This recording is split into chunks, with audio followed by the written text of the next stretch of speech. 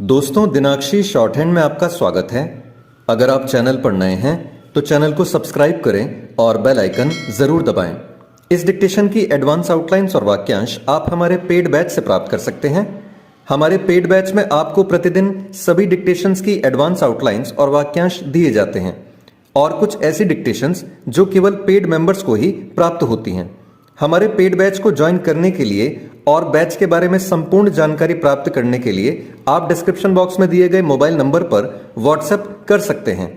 इस डिक्टेशन की demo outlines आप हमारे टेलीग्राम ग्रुप से प्राप्त कर सकते हैं। तो चलिए डिक्टेशन को स्टार्ट करते हैं। डिक्टेशन 5 सेकंड बाद स्टार्ट होगी। Ready, start. आम चुनाव के पहले पंजाब से शुरू हुआ किसान आंदोलन कई सवाल खड़े करता है। 4 साल पहले भी 3 कृषि कानूनों के विरोध में आंदोलन मुख्यतः पंजाब से ही शुरू हुआ था। बाद में उसमें हरियाणा और पश्चिमी उत्तर प्रदेश के किसान संगठन भी शामिल हो गए थे। यह समझना कठिन है कि जो किसान देश के सबसे समृद्ध माने जाते हैं और जो न्यूनतम समर्थन मूल्य का सबसे अधिक लाभ उठाते हैं, वे ही बार बार आंदोलन का सहारा क्यों लेते हैं। इस सवाल के साथ इसकी भी अनदेखी नहीं की जा सकती कि 4 वर्ष पहले पंजाब के किसान संगठनों को आंदोलनरत करने में कांग्रेस की तत्कालीन अमरिंदर सिंह सरकार की प्रमुख भूमिका थी। इस बार किसान संगठनों के आंदोलन का कांग्रेस भी खुलकर समर्थन कर रही है और पंजाब एवं दिल्ली में सत्तारूढ़ आम आदमी पार्टी भी। यह तय है कि आने वाले दिनों में अन्य विपक्षी दल भी किसान संगठनों के पक्ष में खड़े नजर आएंगे, क्योंकि चुनाव के इस मौके पर हर दल खुद को किसान हितैषी दिखाना चाहेगा।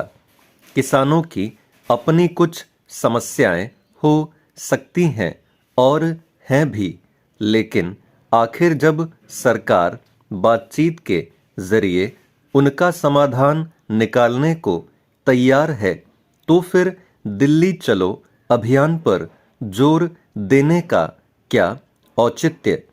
यह मानने के अच्छे भले कारण हैं कि केंद्र सरकार के मंत्रियों और पंजाब के किसान नेताओं के बीच वार्ता इसीलिए किसी नतीजे पर नहीं पहुंच सकी, क्योंकि किसान संगठनों का इरादा दिल्ली कूच करने का अधिक था।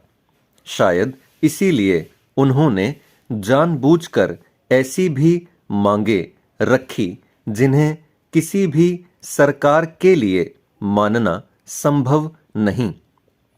इसकी अनदेखी नहीं की जा सकती कि न्यूनतम समर्थन मूल्य की गारंटी वाले कानून के साथ किसान संगठन यह भी मांग कर रहे हैं कि 60 वर्ष की आयु के बाद हर किसान को प्रति माह 10,000 रुपए की पेंशन दी जाए। आखिर इस तरह की मांग करने वाला कोई भी किसान संगठन यह दावा कैसे कर सकता है कि वह तो अपनी जायज मांगों के लिए आंदोलनरत है।